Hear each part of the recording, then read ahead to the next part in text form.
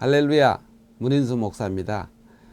이삭 방송을 통하여 여러분들과 이렇게 말씀을 나누게 돼서 대단히 기쁩니다. 먼저 잠깐 기도하겠습니다.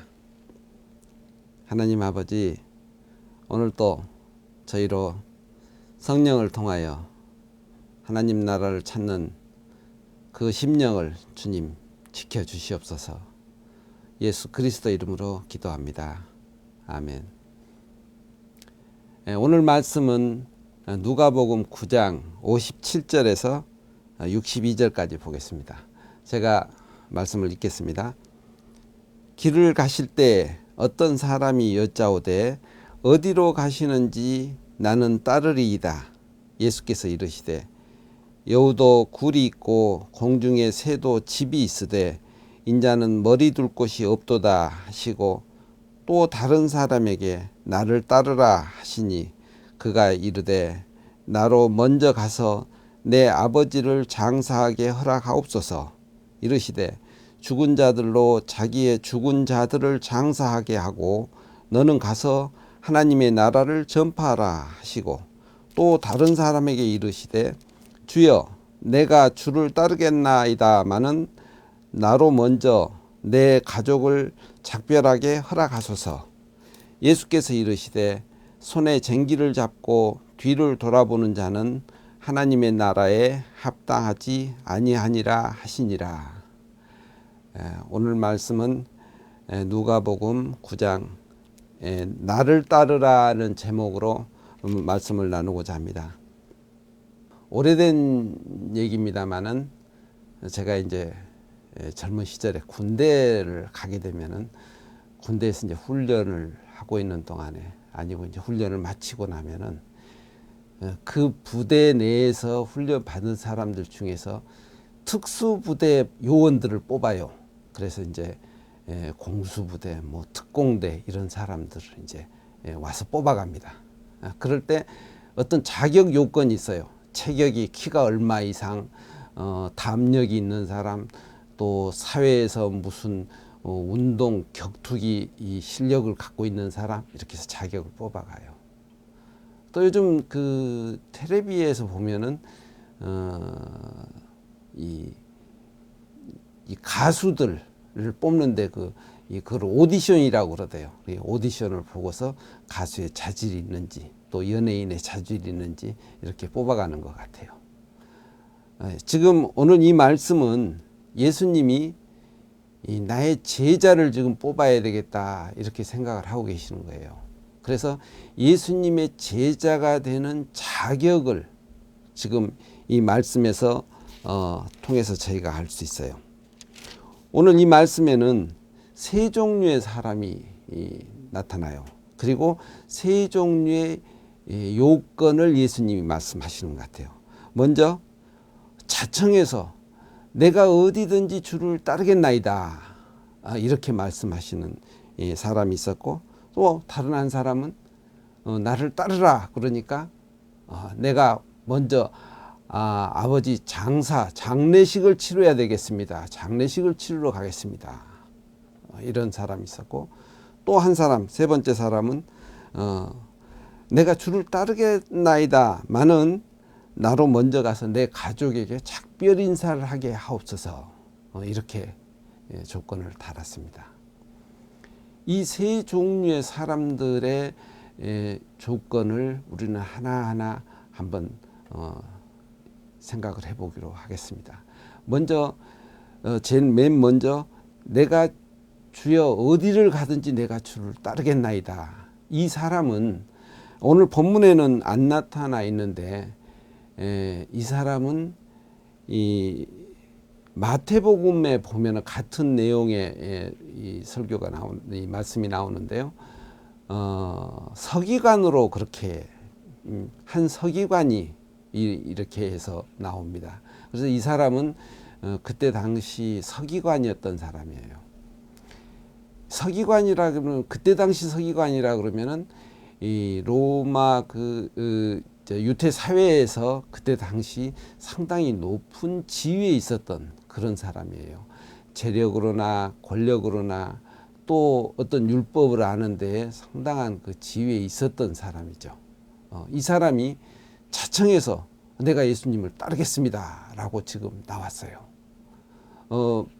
이 서기관이 예수님을 따르겠다라는 것은 이제 그 9장 전체에서 보시면 예수님이 이 오병이의 기적을 이루기도 하고 또 이 제자들 12제자를 파송해서 파송 보고를 듣고 이럴 때 저거 나도 예수님 따르면은 괜찮겠네 이렇게 생각을 했던 모양이에요. 뭐 혹자는 그렇게도 해서 그래요. 지금 이 서기관은 유대교의 하나의 정보원으로 예수님을 뒷종사를 하고 있는 사람이다. 뭐 이렇게도 보고 있어요. 어찌 됐든 간에 예수님의 답변은 여기서 아주 엉뚱하게 나오죠. 이 말씀에 보시면 여우도 굴이 있고 공중에 나는 새도 집이 있다. 그런데 인자는 머리 둘 곳이 없도다. 이렇게 지금 말씀하고 계세요. 여우도 하루가 지나면 또 밤이 되면 그리고 새도 저녁이 되면 이 보금자리를 찾아가는데 인자는 머리 둘 곳도 없다. 이 세상에서는 어느 곳에도 지금 내가 안식을 취할 곳이 없도다. 이래도 나를 따르겠느냐? 아마 이 질문인 것 같아요. 이 서기관은 그 말씀을 듣고서 그래도 따르겠습니다라고 했는지는 모르겠어요. 그 후에 아무런 이 서기관에 대한 얘기가 없으니까요. 아마 서기관은 예수님의 제자가 된다면 사회적으로 이 예수님이 그 많은 이적을 일으키고 또 이 제자들이 이렇게 그 예수님을 따르면서 능력을 행하고 하는 것에 아마 부러웠던 모양이에요. 요즘 시대에도 가끔 그 성직자 그러면은 그거 좋은 직업 아니냐. 나도 그 길을 한번 가고 싶다. 이 사회적인 어떤 지위도 있고 명성도 있고 또 요즘 뭐 또 이렇게 부를 이루는 사람도 있고 뭐 장로님, 집사님 뭐 이런 직분도 뭐 괜찮아 보이고 이렇게 해서 예수님의 제자가 되겠다. 예수님의 뒤를 따르겠다. 이렇게 자청하는 사람들이 있을지도 모르겠어요. 그런데 예수님은 내 머리 둘 곳도 없다라고 지금 말씀하고 계시는 것은 이 세상에서는 어느 곳도 안식을 찾을 곳이 없다라는 말씀이죠. 사실 인생은 크리스찬으로서 또 성도로서의 그 인생은 나그네 인생입니다. 이 세상에 어느 곳도 정착할 것이 없는 순례자와 같은 그런 나그네의 인생이 성도들의 삶입니다. 이 세상에서 삶의 어떤 만족을 위해서 쫓아가는 게 하나도 없다는 말이죠. 지금 예수님이 오늘 여기에 자격 요건을 걸었어요. 세상 것에 취해서 세상의 어떤 권세나 부귀영화를 위해서 나를 따르려거든 생각을 해봐라. 이래도 나를 따르겠느냐라고 지금 묻고 있는 겁니다. 두 번째 사람에게는 이제 자청해서 따르겠다는 게 아니고 두 번째 사람에게 나를 따르라라고 지시를 하죠. 그럴 때 이 사람은 첫 번째 사람과의 대화를 들었을 겁니다. 그 내용을 또 알고 있을 거예요. 인자는 머리 둘 곳이 없도다. 이 얘기를 들었던 사람이죠. 물론 예수님을 지금까지 따라왔기 때문에 계속 따르고는 싶었는지도 모르겠죠. 그런데 내 아버지의 장례식을 치르게 하소서. 그때 당시 이 장례식은 상당히 이 세상 사람들이 살아가는데 중요한 일이죠. 지금도 마찬가지죠. 세상에서 그래도 아버지 장례식을 안 치르겠다. 이건 말이 안 되죠. 또 예수님도 지금 장례식을 치르지 말라. 이렇게 얘기를 했다는 것도 이건 상당히 심각한 문제의 얘기가 되죠. 그러나 오늘 여기서 우리가 말씀을 다시 한번 잘 보겠습니다. 죽은 자들로 자기의 죽은 자들을 장사하게 하고 너는 가서 하나님의 나라를 전파하라. 이렇게 말씀을 하고 계십니다. 사실 세상에는 중요한 일들이 많이 있어요. 결혼식도 중요하죠. 또 장례식도 중요하죠. 또 뭐 학교 졸업식도 중요하죠. 이 세상에 많은 중요한 일들은 세상 일이죠. 그래서 이거를 죽은 자의 일이라고 예수님은 말하고 있어요.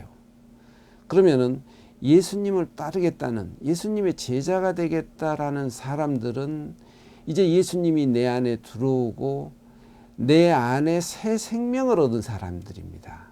이 새 생명을 얻은 사람들은 이제 나의 나라가 이 땅에 있지 아니하고 나의 나라가 저 천국을 향해 간다라는 그 소망을 갖고 살아가는 사람들입니다. 그러면 여기서는 지금 장례를 치르지 말라라는 뜻이 아니고 너의 인생의 우선순위를 바꾸라는 얘기입니다.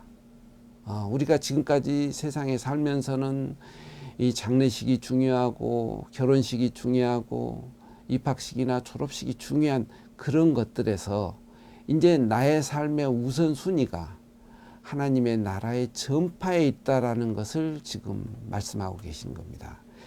죽은 자들로 자기의 죽은 자들 장사하게 하고, 여기서 죽은 자라고 얘기했던 것은 영의 생명을 얻지 못하는 사람들, 세상 것이 세상의 전부인 것으로 생각하는 사람들을 지금 예수님은 얘기를 하고 있는 거죠. 예수님을 따르고자 하는, 예수님의 제자가 되고자 하는 자들은 새 나라, 저 천국을 한 새로운 그 길을 가기 위한 사람들은 세상 것에서 머물러 있어서는 안 된다라는 그 우선순위를 바꿔주고 있는 것입니다. 세 번째, 또 한 사람이 이 얘기를 듣고서 내가 주님을 따르기는 하겠습니다마는 나로 먼저 가족들에게 작별 인사를 하게 해 주십시오. 이렇게 요청을 하고 있습니다. 구약 성경에 보면은 엘리야가 엘리사를 부를 때 엘리사가 나로 가족들에게 작별 인사를 하게 먼저 가족들에게 작별 인사를 하게 해 주십시오라고 부탁한 대목이 나옵니다.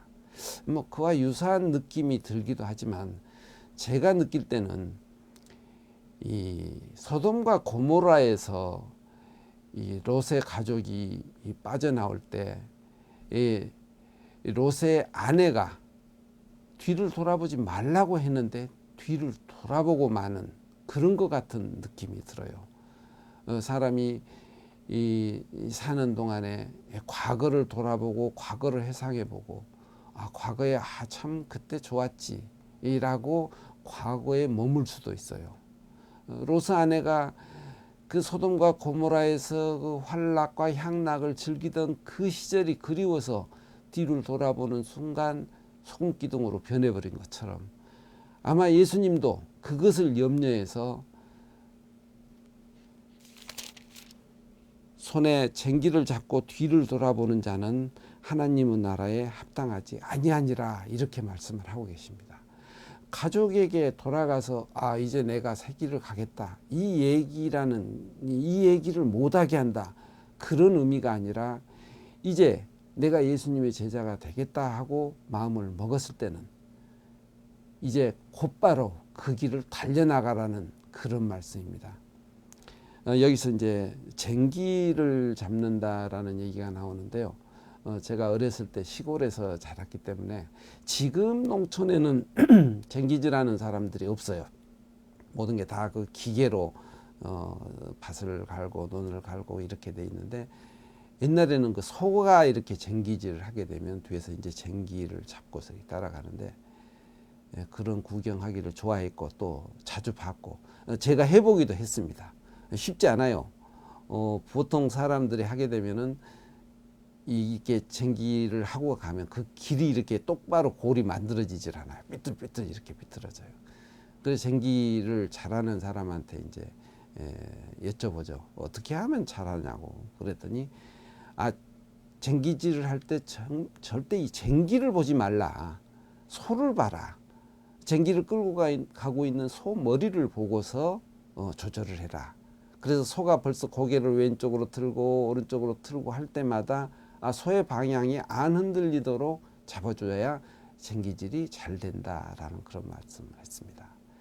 여기서 예수님은 아마 그 쟁기질을 할 때 쟁기를 잡고 뒤를 돌아보지 말라고 지금 말씀을 하고 계십니다. 이 바울이 그 빌립보서에 보면은 그런 말씀이 있어요. 바울이 빌립보서 3장에 내가 이미 얻었다 함도 아니요 온전히 이루었다 함도 아니라 오직 내가 그리스도 예수께 잡힌 바 된 그것을 잡으려고 달려가노라 하신 말씀처럼 바울이 푯대를 보고 달려간다고 말씀했습니다. 예수 안에 예수를 따르기로 하신 분들은 이제 그 푯대를 보고 달려가야 됩니다. 뒤를 돌아보면 안 됩니다. 내가 세상 살면서 저게 참 재밌었는데 내가 이 가족과 이게 참 행복했었는데 라고 뒤를 돌아보지 말라라고 말씀하십니다. 오늘 예수님 제자가 되는 이 오디션에서 예수님은 세 가지 조건을 걸고 있어요. 인자가 머리 둘 곳이 없도다. 자, 이 세상에서 안식을 취할 만한 낙이 없도다. 이래도 따르겠느냐?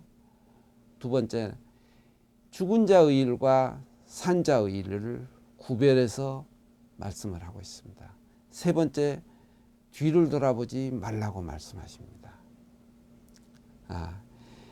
이 세 자격에 합격을 한 분만이 예수의 제자로서 나갈 수 있다라는 오늘의 말씀입니다.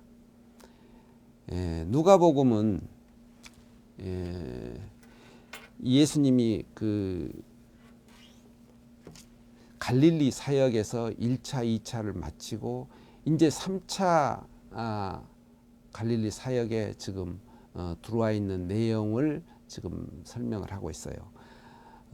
1절에서 6절까지는 제자 훈련을 위해서 12제자를 파송했던 이야기, 그리고 10절에서 17절까지는 오병이어의 그 이적 사건에 관한 이야기, 그리고 18절에서 27절까지는 예수님의 자신의 사명을 제자들한테 얘기를 하고 또 이에 따른 그 베드로 고백이 나와 있고요. 28절에서 36절은 변화산에서 모세와 엘리야와 예수님의 모습을 변화된 모습을 나타내고 있습니다. 그리고 이제 마지막 9장 57절에서 62절에 오늘 이 말씀이 들어 있습니다. 예수님은 이제 갈릴리 사역을 모두 마치고 다음 장에서부터는 예수님의 이제 마지막 설교가 계속되고 있어요. 그리고 이제 예수님은 이제 십자가를 지러 갈 준비를 지금 제자들에게 가르치고 있는 것입니다. 예수님이 이 땅에 오신 목적이 무엇입니까? 예수님은 하나님의 창조 계획 중에서 아담의 이 원죄로부터 인간이 타락하게 되고 이 타락의 구원 계획을 이스라엘 민족을 통하여 이루고자 율법을 주고 하나하나 가르쳐 왔습니다. 그러나 이거 가지고는 구원이 안 된다는 것을 하나님은 알고 계십니다. 그래서 마지막으로 예수님을 이 땅에 보내셨죠. 그리고 십자가를 지게 하십니다. 예수님이 이 땅에 오셔서 하나님의 아들로 또 이 세상을 구원하기 위해서 많은 이적들을 보이셨어요. 예수님의 이적을 이 사복음서에서 이렇게 보면은 마태복음에서 20번, 마가복음에서 18번, 누가복음에서 20회, 요한복음에서 8번 이렇게 이적 사건들, 또 이 성경에 기록되지 않은 많은 이적들도 있어요. 그래서 총 중복된 거를 빼면은 사복음서에서 35회의 이적 사건들이 기록되어 있는 걸로 나와 있습니다. 그런데 예수님 자신에 대한 이적 기록, 우리가 그 5대 이적이라고 하는 게 있죠. 그것을 이렇게 열거해 보면은 성육신, 성령으로 말씀으로 육신으로 이 땅에 오셨다는 거, 동정녀 마리아에게서 잉태되셨던 성육신 사건. 두 번째, 변화산 사건. 예수님 자신이 정말 눈보다 더 희게 모세와 엘리야가 함께 서 있는 모습으로 나타나는 이 변화산 사건. 세 번째, 십자가의 고난 사건. 그리고 네 번째, 부활. 다섯 번째, 승천. 이렇게 해서 예수님의 5대 기적, 이적이라고 이렇게 말을 합니다. 오늘 이 9장에서의 얘기는 예수님의 그 변화산 사건과, 그리고 이제 예수님이 마지막 이 땅에서 그 사역을 마치면서 제자들을 지금 어떤 사람이 제자가 될 수 있는지를 지금 마지막 점검을 해보신 겁니다. 우리가 이 말씀을 통해서 나도 그럼 예수님의 제자로서 합당한 것인가 한 번쯤 생각해 볼 수 있는 좋은 기회가 되겠죠. 여기서 하나님 나라에 합당하지 못하다 이렇게 말씀을 하고 있어요. 하나님 나라는 무엇인가? 누가복음 이제 예수님 설교가 끝나고 17장 20절에 보면은 하나님 나라는 볼 수 있게 임하는 것이 아니요 또 여기 있다 저기 있다고도 못하리니 하나님 나라는 너희 안에 있느니라 이렇게 말씀하고 있습니다. 하나님 나라는 우리가 어디 이 히말라야 산을 찾아가듯이 알프스 산을 찾아가듯이 이렇게 있는 게 아니라 우리 안에 있다고 말씀을 하고 계십니다. 지금 우리 안에 있는 하나님의 나라를 찾아가는데 지금 자격 요건을 오늘 이 세 가지를 걸었던 것이죠. 그러면 우리가 지금 하나님의 그 나라가 지금 임해 있는지를 우리는 어떻게 알 수 있을까요? 예수님을 영접했어요. 영접했으면 바로 하나님 나라가 우리 안에 있는 것입니다. 저도 예수 믿고 하나님 나라에 있는데 하나님 나라가 내 안에 있는지 잘 모르겠습니다. 잘 생각해 보십시오. 있습니다. 예수를 믿는 자들은 데살로니가 5장에 보면 그거 나오죠. 항상 기뻐하라. 쉬지 말고 기도하라. 범사에 감사하라. 이는 그리스도 예수 안에서 너희에게 향하신 하나님의 뜻이니라. 이렇게 말씀하고 있어요. 예수님이 내 안에 들어와 있으면 항상 기뻐합니다.